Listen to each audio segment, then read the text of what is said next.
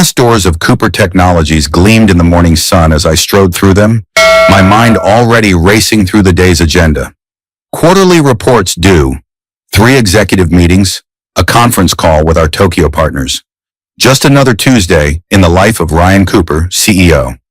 "Morning, Mr. Cooper," my assistant Stephanie called out, trying to match my pace as I headed toward the elevator. "Your 9 a.m. was pushed to 10, but the board members are already gathering in the conference room for the preliminary budget review." I nodded without breaking stride. "Coffee, black, 2 sugars, already on your desk, sir. And the Henderson proposal, revised and reprinted, the red folder. Perfect. The day was falling into place like dominoes. Precise, predictable, controlled, just how I liked it. The elevator doors slid open with a soft ping, and I stepped in, straightening my tie in the mirrored wall. At 35, I'd built Cooper Technologies from a garage startup to a Fortune 500 company. My reflection showed a man who had everything under control, or so I thought. "Hold the elevator," a voice called out. I instinctively pressed the door open button, expecting to see one of my employees rushing to catch the lift. Instead, I found myself looking down at a little girl. No more than 7 or 8, she stood there in a purple dress, her blonde hair pulled back in a slightly messy ponytail. What caught me off guard weren't her piercing blue eyes, although they were remarkable, but rather the determined set of her small jaw. "Are you Mr. Cooper?" "What show?" she asked, her voice surprisingly steady for someone so small facing someone so tall. The security breach alone should have alarmed me. How had a child wandered into the most secure corporate headquarters in downtown Chicago without anyone stopping her? But something in her expression, a mixture of hope and resolution, made me soften my usual brusque tone. "Yes, I am, and you are." "Lily Carter," she extended a small hand holding a crumpled envelope.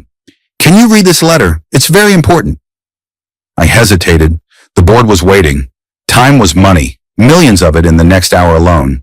But something about this strange, solemn child made me reach out and take the envelope. "It's from my mom," she added as if that explained everything. "She said it's only for your eyes." Before I could respond, a security guard appeared behind her, slightly out of breath. "I'm so sorry, Mr. Cooper." She slipped right past the front desk while we were handling that delivery issue. "I'll take her back to—" "That won't be necessary, Jim." I surprised myself with these words.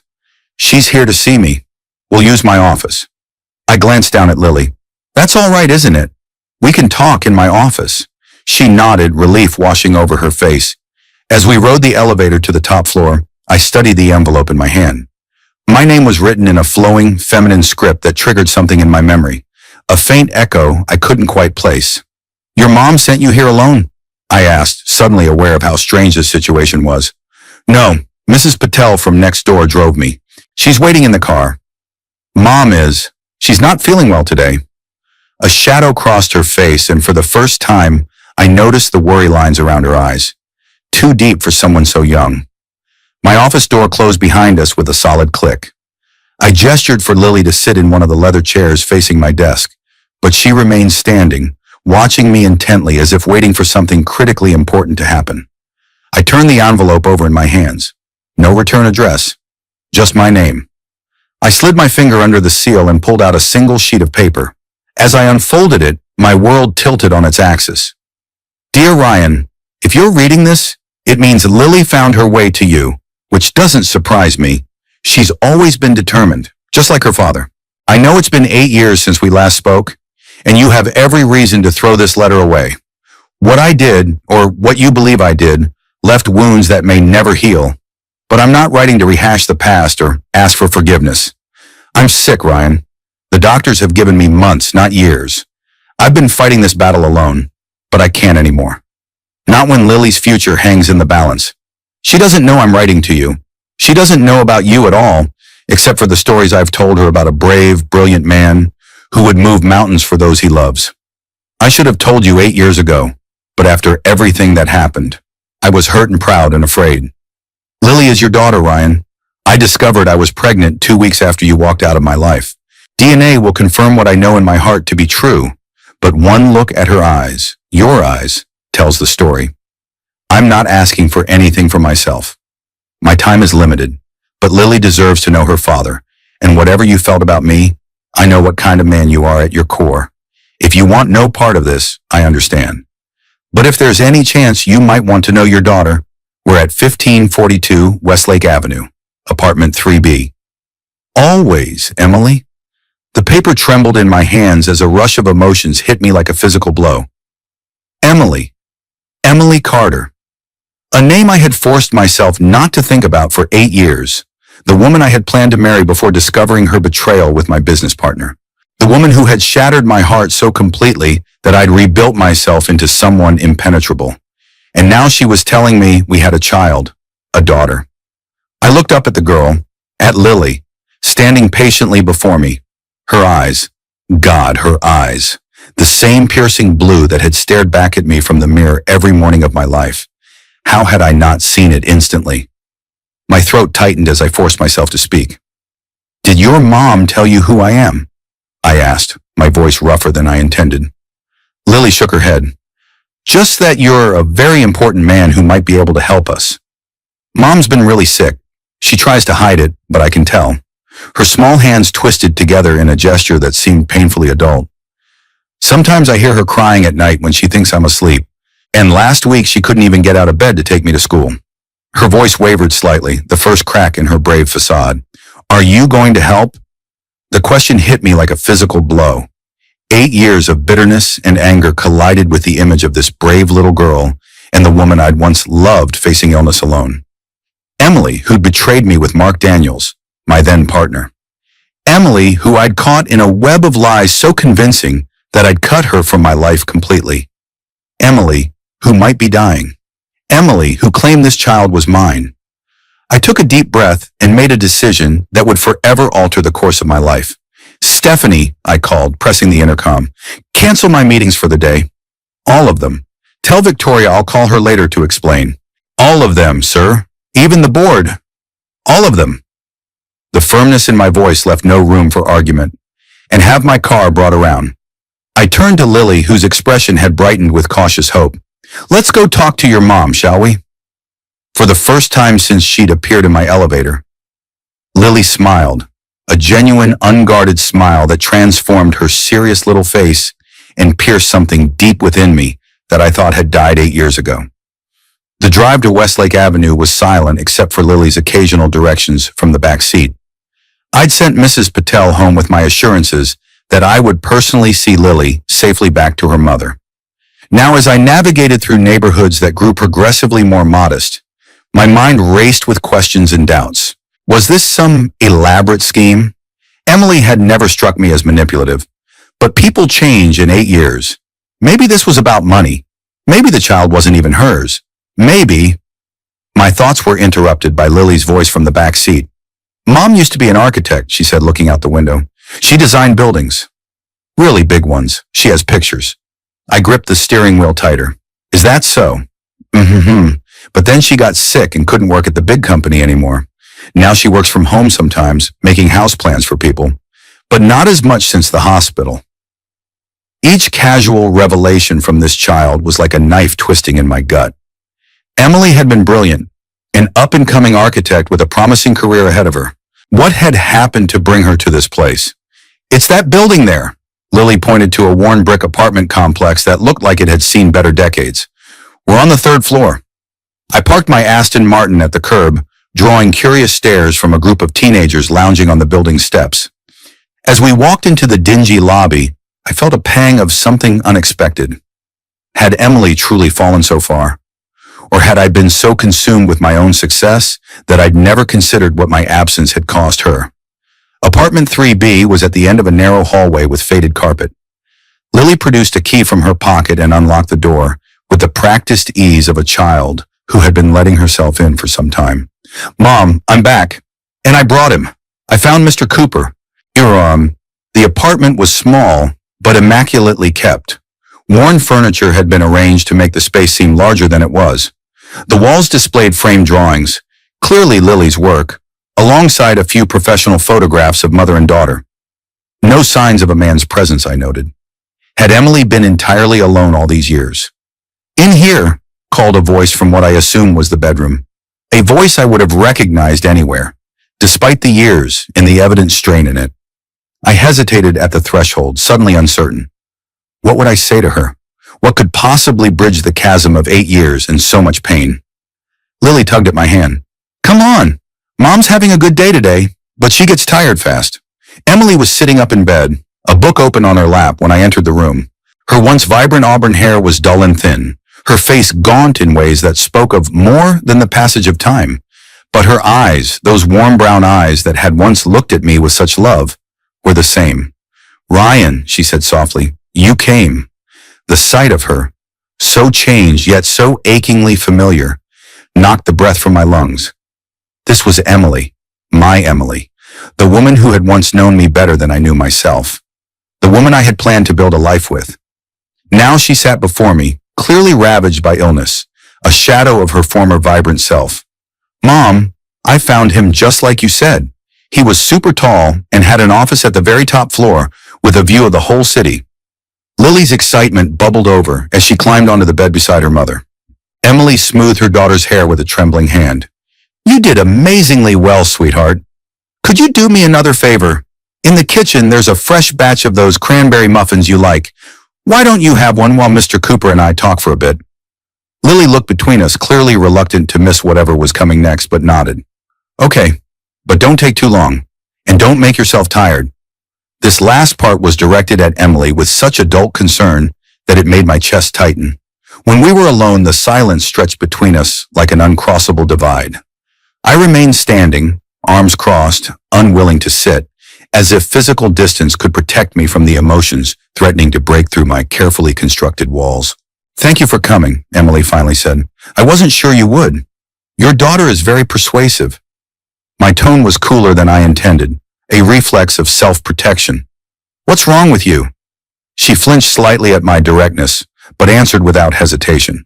Aggressive form of leukemia, diagnosed 14 months ago. I've tried the standard treatments, but... She gestured vaguely at herself, the simple movement seeming to cost her energy she couldn't afford to spend. And you're just now telling me about her. 8 years, Emily. 8 years of her life that I've missed, and you decide to drop this bomb now. The anger I'd been suppressing rose to the surface, hot and bitter. I deserve that, she said quietly. But Ryan, you have to understand. After what happened, after what you believed I'd done, you made it crystal clear you wanted nothing to do with me. That was before I knew about a child. And would you have believed me? Her voice rose slightly, a flash of the old fire I remembered. If I'd come to you 2 weeks after you walked out and told you I was pregnant, would you have believed the baby was yours, or would you have assumed it was Mark's? The question hit its mark with brutal precision. She was right. In the aftermath of discovering what I thought was her affair with my business partner, I would have dismissed any claim of paternity as another manipulation. I want a DNA test, I said flatly. She nodded, unsurprised. Of course, I expected nothing less. But look at her, Ryan. Really look. She has your eyes, your analytical mind, even that little crease between your eyebrows when you're concentrating too hard. As if summoned by our discussion, Lily appeared in the doorway, muffin in hand. Are you fighting? She asked, her perceptiveness once again catching me off guard. No, sweetheart, Emily assured her. Mr. Cooper and I just have a lot to talk about after so many years. Is he going to help us? Because you said the medicine that might make you better is really expensive, and... Lily, Emily cut her off gently but firmly. Adults need a bit more time to figure things out. Why don't you go work on that science project for a while? I'll call you when we're done. After another evaluating look at both of us, Lily retreated, leaving the door slightly ajar. How expensive are we talking? I asked, moving to the window to put some distance between us. The view overlooked an alley and the brick wall of the neighboring building. There's an experimental treatment at Northwestern. My insurance won't cover it because it's still in trials. It's my best shot, but you can't afford it, I finished for her. I turned back to face her. How much? $300,000 for the full course. I almost laughed. To Emily, living in this apartment, that figure must have seemed insurmountable. To me, it was what I spent on my last car without a second thought. Consider it done. I'll make the arrangements tomorrow. Her eyes widened in disbelief. Just like that. You don't even know if Lily is... She's a child who needs her mother, I cut in. Whatever is between us, Whatever the DNA test shows, I'm not going to stand by and let you die if there's a treatment that might help. Tears welled in her eyes and she looked away quickly, as if ashamed of the show of emotion. Ryan, don't thank me yet.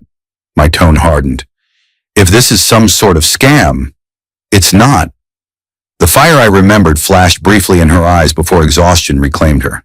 I would never use my daughter that way. Never. A notification from my phone interrupted the tense moment. Victoria's name flashed on the screen. My third missed call from her in the last hour.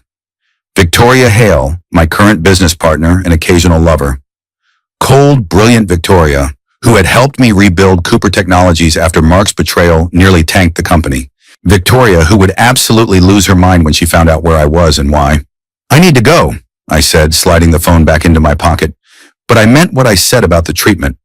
I'll have my assistant contact the hospital tomorrow to make the arrangements. And I'll set up the DNA test. Thank you. The simple sincerity in her voice made something shift inside me. A crack in the armor I'd constructed around my heart. I'll send a car for you tomorrow at 10. The medical center will be expecting you.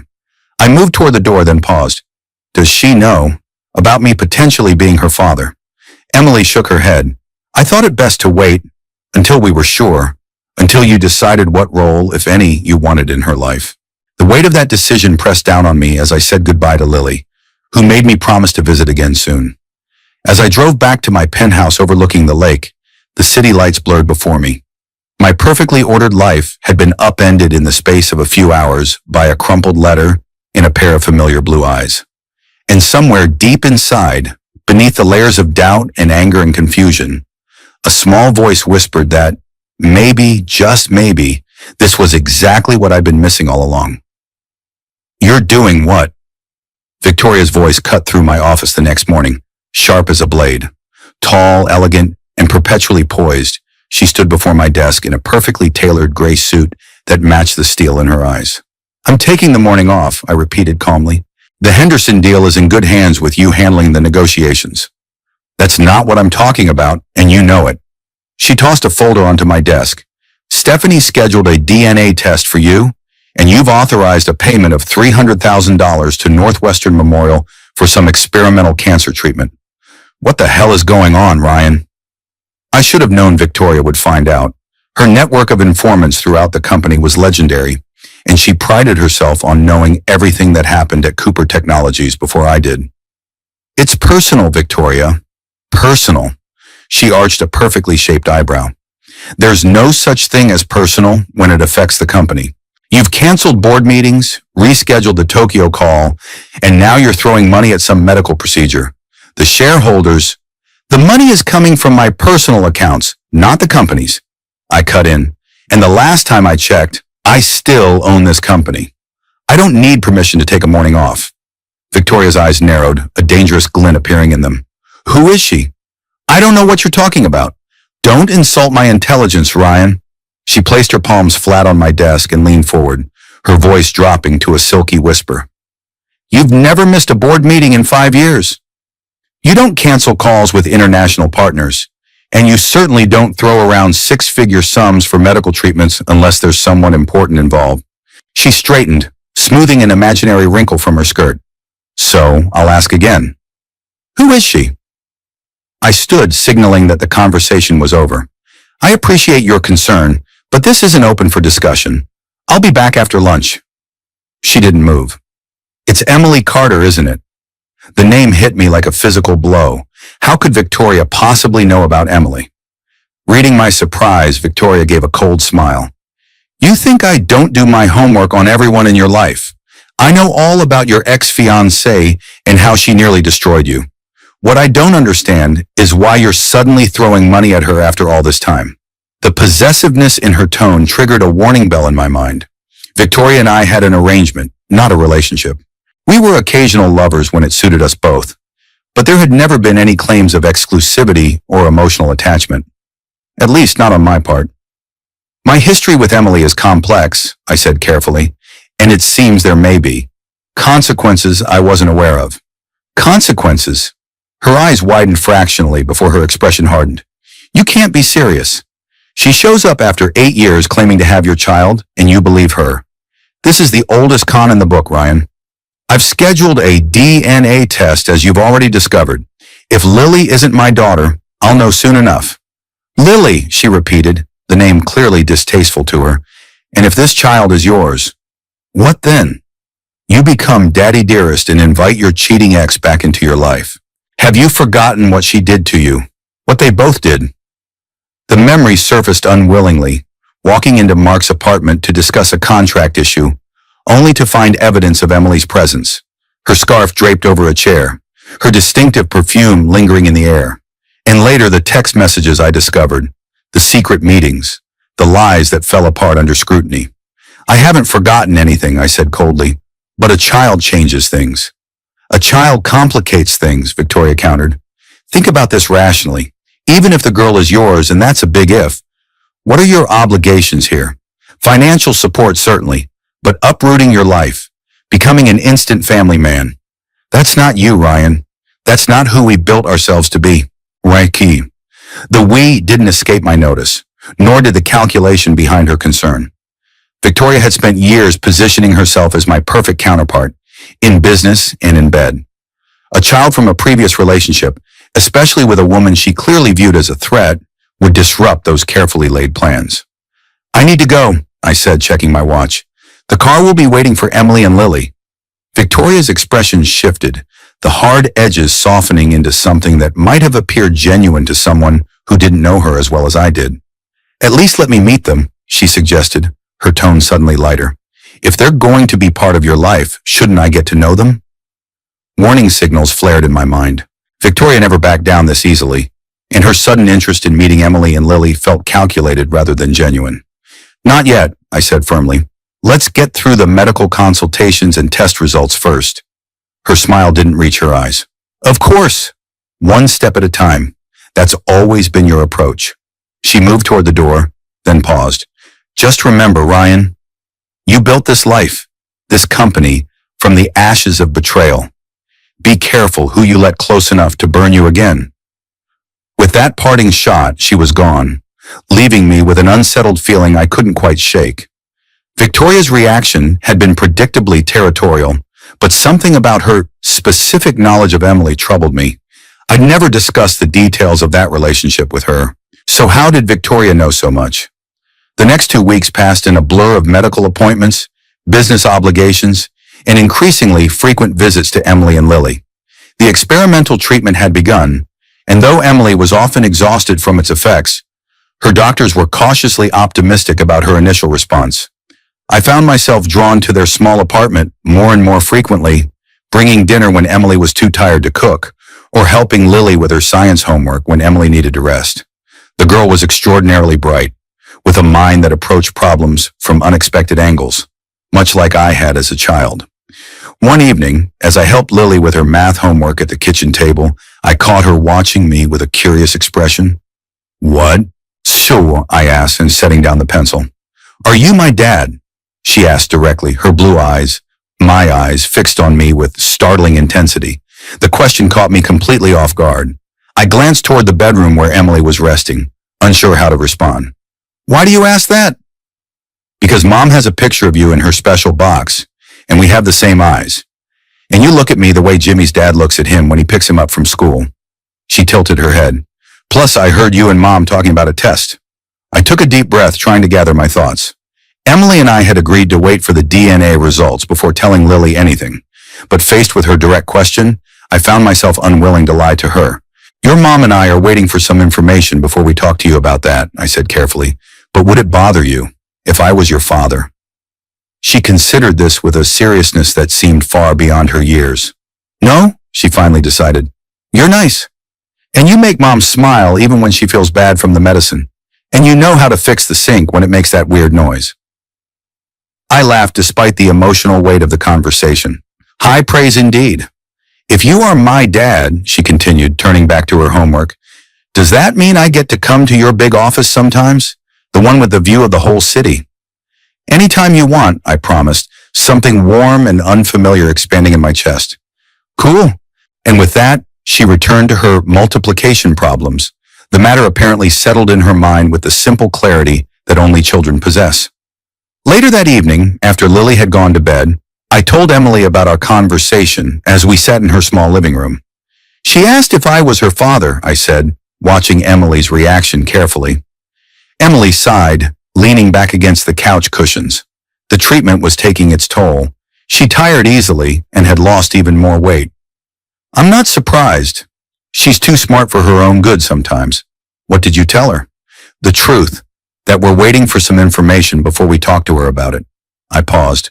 She also said she'd be okay with it. If I was her father. Emily's eyes filled with tears. I've been so unfair to both of you, she whispered, all these years. Hey, I moved to sit beside her on the couch, taking her hand. It felt fragile in mine, the bones too prominent beneath her skin. We can't change the past, but we're here now. And if the test says she's not yours? Emily asked, voicing the question that had been hanging between us. Before I could answer, a sharp knock on the door interrupted us. I checked my watch.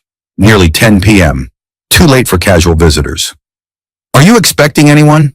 I asked, instantly alert. Emily shook her head, a flicker of concern crossing her features. No one. I moved to the door, tension coiling in my muscles. When I opened it, the last person I expected to see was standing in the hallway.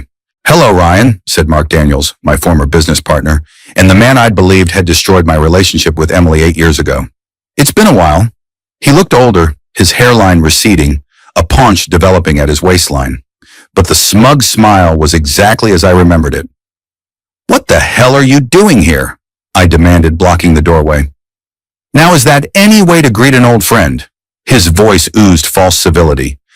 I heard you've been spending time with Emily and thought I'd drop by to catch up. Behind me, Emily appeared, wrapping her robe tighter around her thin frame. Mark, what are you doing here? Emily, darling, you look terrible, he remarked with mock concern. But I hear Ryan's generosity might be changing that. Experimental treatments don't come cheap, do they? The implication was clear, and it took every ounce of my self-control not to grab him by the throat. You need to leave. Now. Actually, I think we all need to have a little chat. Mark leaned against the doorframe, making no move to depart. About the past. About little Lily. About DNA tests that might not go the way you're hoping. Ice formed in my veins. How could he possibly know about the DNA test? Unless. Victoria sent you, I said flatly. His smile widened. Victoria and I have always stayed in touch. She thought I should know that my old partner was getting cozy with my old flame. For old time's sake. Emily stepped forward, her face pale but determined. There is nothing between us, Mark. There never was. Whatever you and Victoria are trying to do, we're not trying to do anything, Mark interrupted smoothly. Just making sure everyone has all the facts before making life-altering decisions. Like paternity, for instance. The implication hung in the air, ugly and threatening. Was he suggesting that Lily was his? The thought made my blood boil. Get out, I said, my voice dangerously quiet, before I throw you out. Mark held up his hands in a placating gesture. No need for violence. I just thought you should know that Victoria's very unhappy with this little reunion. And when Victoria's unhappy, things tend to get complicated. He looked past me to Emily. Better make the most of that treatment, Emily. You never know when the funding might dry up. With that parting threat, he turned and walked away, whistling tunelessly as he descended the stairs. I slammed the door shut, my heart pounding with fury. How does he know where you live? Emily sank into a chair, visibly shaken. I don't know. I haven't seen or spoken to him in years. Not since. She trailed off, her eyes widening with sudden realization. Ryan, if Victoria and Mark are still in contact, then everything I thought I knew about what happened 8 years ago might be wrong, I finished, the pieces clicking into place with devastating clarity. The next morning I sat in my home office staring at an email that had arrived overnight. The DNA test results delivered ahead of schedule. With trembling fingers, I clicked to open the attachment, steeling myself for whatever truth it contained. The medical jargon swam before my eyes until I reached the conclusion. Probability of paternity, 0.00%. The alleged father is excluded as the biological father of the tested child. I read the line again and again, unable to reconcile it with what every instinct told me was true. Lily was my daughter. I felt it in my bones, saw it in her eyes, her expressions, the way her mind worked. Something was very wrong. I reached for my phone and dialed a number I hadn't used in years. Braddock Investigations? A gruff voice answered. Sam, it's Ryan Cooper. I need your help. 3 days later, I sat across from Sam Braddock in a quiet bar near the lake. My hands clenched around a glass of whiskey I hadn't touched. You were right, Sam said without preamble, sliding a folder across the table. The test was compromised. Sam had been a detective with Chicago PD before opening his private firm. He'd helped Cooper Technologies with security issues in the past, but what I needed now was far more personal. How? I demanded, opening the folder to find surveillance photos of the testing facility. Someone accessed the system using stolen credentials from one of their technicians, a guy who was conveniently on vacation that day. Sam tapped one of the photos. And look who was seen entering the facility through a back entrance shortly after your samples were delivered. The image showed Mark Daniels slipping through a service door, a baseball cap pulled low over his face. Son of a bitch, I muttered. Can you prove he tampered with the results? Sam shrugged. Probably not in court, but I'd bet my license that's exactly what happened. And there's more. He pulled out another photo, this one showing Mark and Victoria together at an upscale restaurant. This was taken 2 days before your test results came back. They look pretty cozy for people who supposedly haven't been in contact for 8 years. The betrayal cut deep, but it also made a twisted kind of sense. Victoria had appeared in my life shortly after the breakup with Emily and the split with Mark. She'd been my rock, my confidant, the person who helped me rebuild when everything was falling apart. And all this time, she'd been connected to Mark, which meant the evidence against Emily, I said slowly. The text messages, the meetings, her scarf in his apartment. Victoria orchestrated all of it, didn't she? With Mark's help. Sam spread his hands. I can't prove that part yet. But if they were willing to falsify a DNA test now, it's not a stretch to imagine they fabricated evidence back then too. The full weight of what this meant crashed down on me. I'd spent 8 years hating Emily for a betrayal that likely never happened. I'd missed the first 7 years of my daughter's life because of a lie. And Victoria, cold, calculating Victoria, had been playing a long game all along. I need one more thing, I told Sam, my mind already formulating a plan. A second DNA test. One that Victoria and Mark can't possibly interfere with. Sam nodded. Already arranged. There's a lab in Milwaukee. I'll personally escort you, Emily, and Lily there tomorrow. No paper trail, no electronic records until after the results are in. Good. I drained my untouched whiskey in a single burning swallow. And I want everything you can find on Victoria and Mark's relationship over the years. Financial transactions, property records, communications, anything that links them. That's not going to be easy, Sam warned. Victoria Hale isn't the type to leave a paper trail. Whatever it costs, I said firmly. I want it all. The second DNA test confirmed what I'd already known in my heart.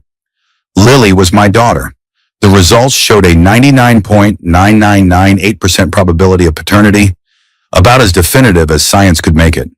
With the proof secure in my briefcase, I strode into Cooper Technologies the next morning with a single purpose: confrontation.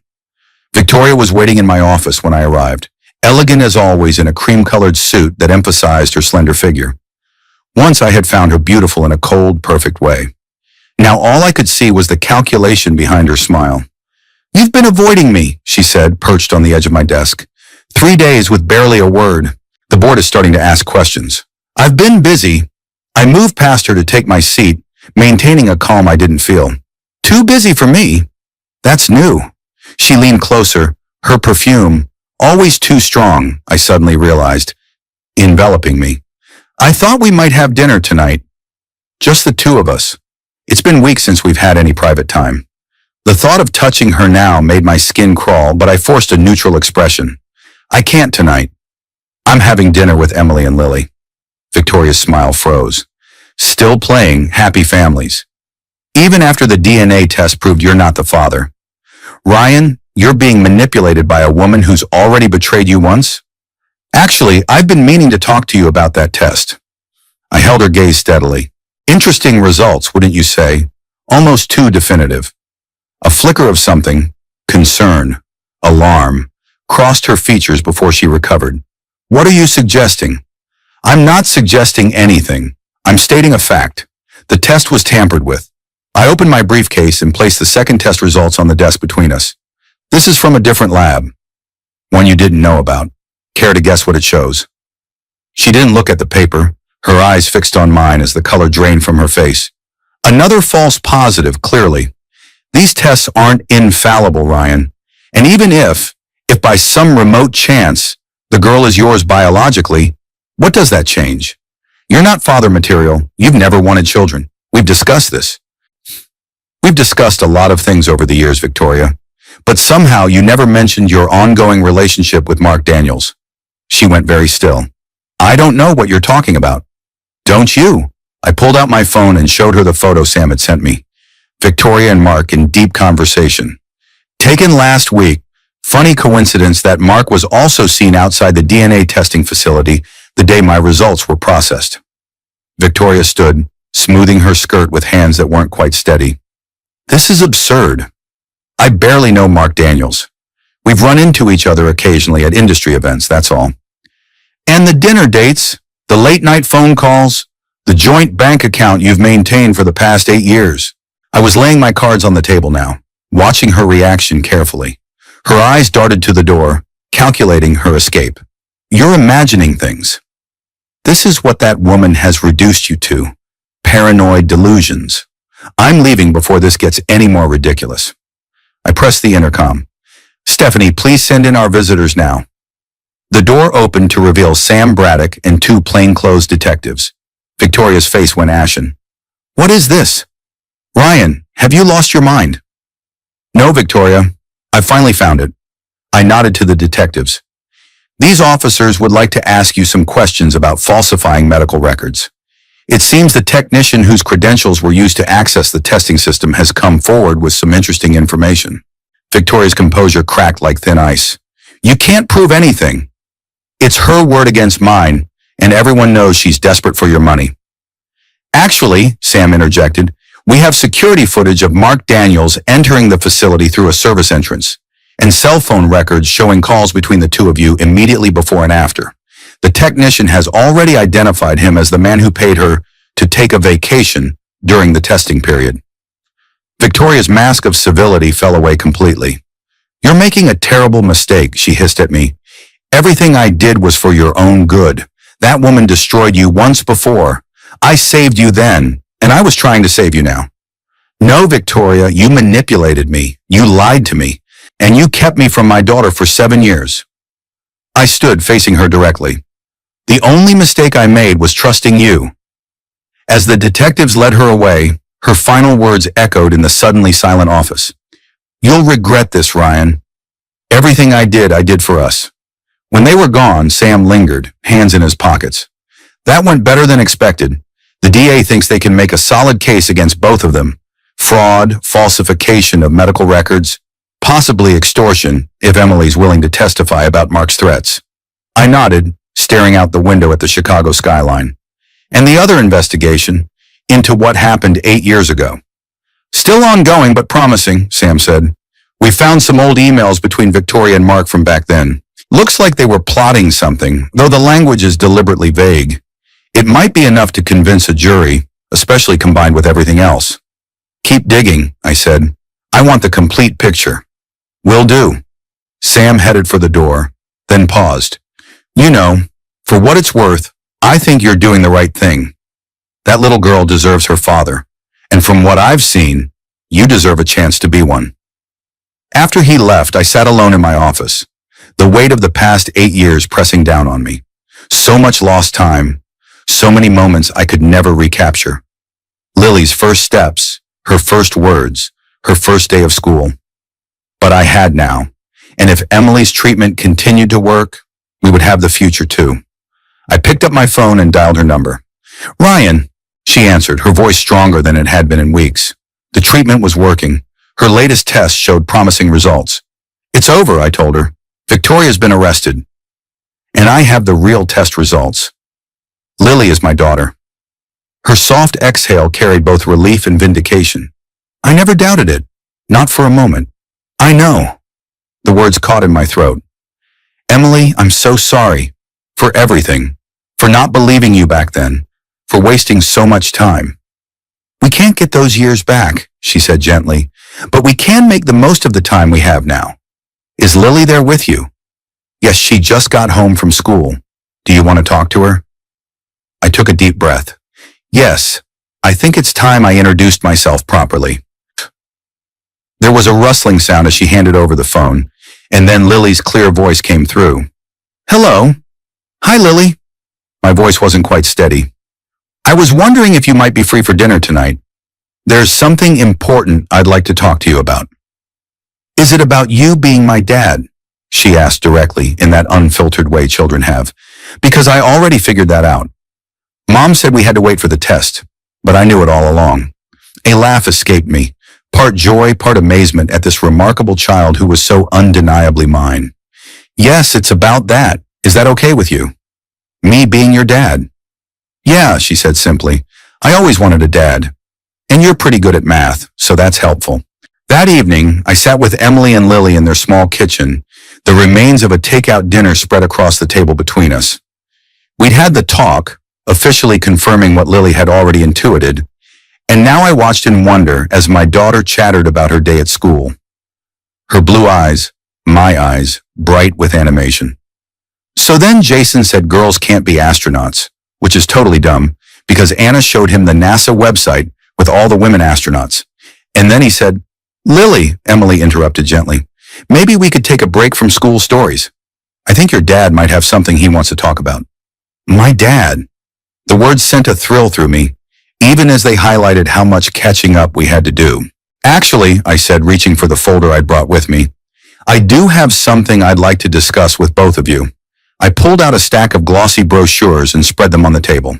These are some houses I thought we might look at. Together. Emily's eyes widened. Houses. Ryan, what are you talking about? I'm talking about the three of us. Together. As a family. I turned to Lily. Each of these houses has a yard. For a swing, maybe.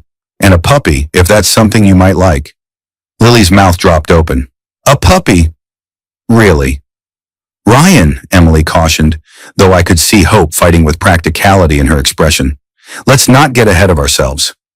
I've been behind for 8 years, I said firmly. I have a lot of catching up to do. I took her hand across the table. The treatment is working, Emily. You're getting better, and I'm not going anywhere. Not ever again. But your life, your penthouse, the company, mean nothing without the two of you, I finished. I've spent 8 years building a fortune and an empire, and do you know what? It's hollow, empty. What matters, what really matters, is right here in this room.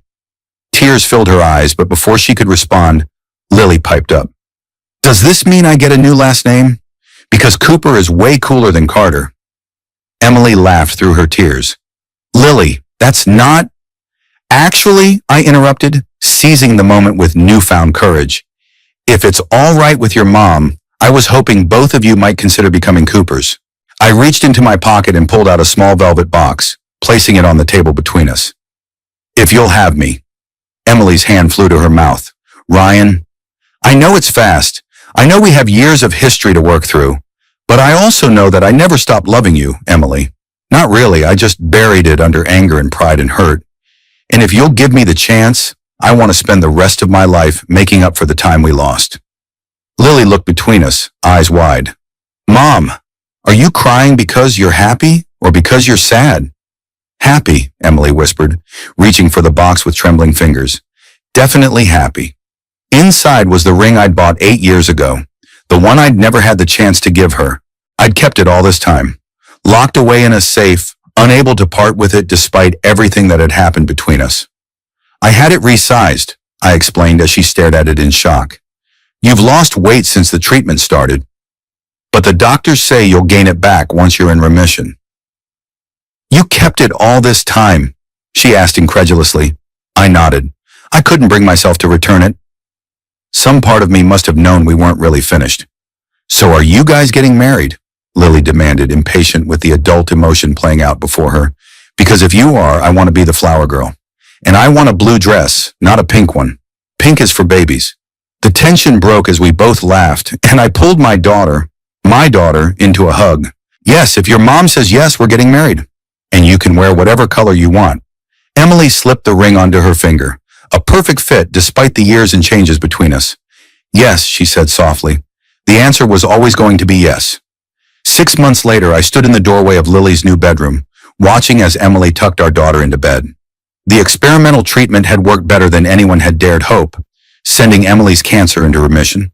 The doctors were cautiously optimistic, though monthly checkups would be necessary for years to come. Our new home, a spacious house near the lake, with the promised garden, tree swing, and private bathroom for Lily, had quickly become the center of my world. Cooper Technologies continued to thrive under my leadership, though with significantly fewer hours at the office. Victoria and Mark had both taken plea deals, avoiding jail time, but facing significant financial penalties and probation for their fraud. "Daddy," Lily called, spotting me in the doorway. "Will you read me a story too?" I still hadn't grown tired of hearing that word from her lips. "Of course, sweetheart. What'll it be tonight?" "The one about the brave knight and the dragon," she decided, "but the version where the dragon isn't really bad, just misunderstood." Emily smiled at me as she rose from the bed. "I'll leave you two to it. Don't keep her up too late. She has school tomorrow." As I settled beside Lily with the book, she looked up at me with those piercing blue eyes, my eyes, and asked, "Daddy, are you happy now that you found us?" The question caught me off guard with its directness. "Happier than I've ever been," I answered honestly. "Why do you ask?" She shrugged, plucking at her comforter. "Because sometimes I hear you and Mom talking about the bad people who kept us apart, and sometimes you look sad when you think no one's watching." Her perceptiveness never ceased to amaze me. "I do feel sad sometimes," I admitted. "Sad about missing so much of your life. But that sadness is getting smaller every day because now I get to be part of all your tomorrows." She seemed to accept this, nodding thoughtfully. "Well, I'm glad you're my dad, even if it took a really long time for you to find us." "Me too, sweetheart," I said, my throat tight with emotion. Now about that night and the misunderstood dragon. Later, after Lily had fallen asleep, I joined Emily on the back porch where she sat gazing up at the stars wrapped in a light blanket against the autumn chill. "She asleep?" Emily asked as I sat beside her. "Out like a light," though not before informing me that she thinks Max needs a friend. Max was the chocolate lab puppy currently snoozing in his bed in the kitchen. Another promise kept. Emily groaned. "Please tell me you didn't agree to a second dog. I told her we'd discuss it after her birthday," I said diplomatically, pulling her closer. "How are you feeling today?" "Good. Better than good, actually." She rested her head against my shoulder. "Dr. Levine says all my markers are continuing to improve. If things keep going this way, she might consider me in full remission by next spring." "That's fantastic news." I pressed a kiss to her temple, breathing in the scent of her hair, once again thick and vibrant as the treatments receded and her health returned. We sat in comfortable silence for a while, watching the stars emerge in the clear autumn sky. It still amazed me sometimes how easily we'd fallen back into the rhythm of being together, as if the 8 years apart had been nothing but a brief interruption rather than a third of our adult lives. "I got a call from Sam today," I said eventually. "They found the final piece of evidence about what happened 8 years ago. Emails between Victoria and Mark, planning the whole thing, the scarf, the text messages, all of it." Emily tensed slightly beside me. "Does it matter anymore? We know the truth now." I paused, considering her question. "I suppose it doesn't. Not really, but there's a part of me that needed to know for certain, that needed to close that chapter completely. And now we move forward." I shifted to look at her directly. "No more looking back.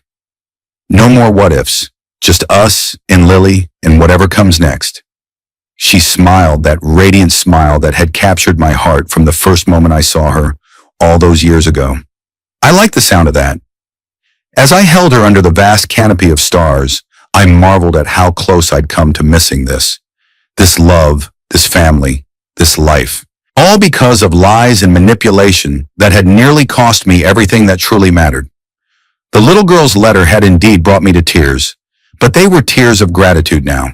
Gratitude for second chances, for truths revealed, and for the courage of a child who had crossed a corporate lobby with nothing but hope and a crumpled envelope. Some might call it fate, others coincidence. But I preferred to see it as redemption, a chance to right the wrongs of the past and build something beautiful from the ashes of what was lost. And that was worth all the success and wealth in the world.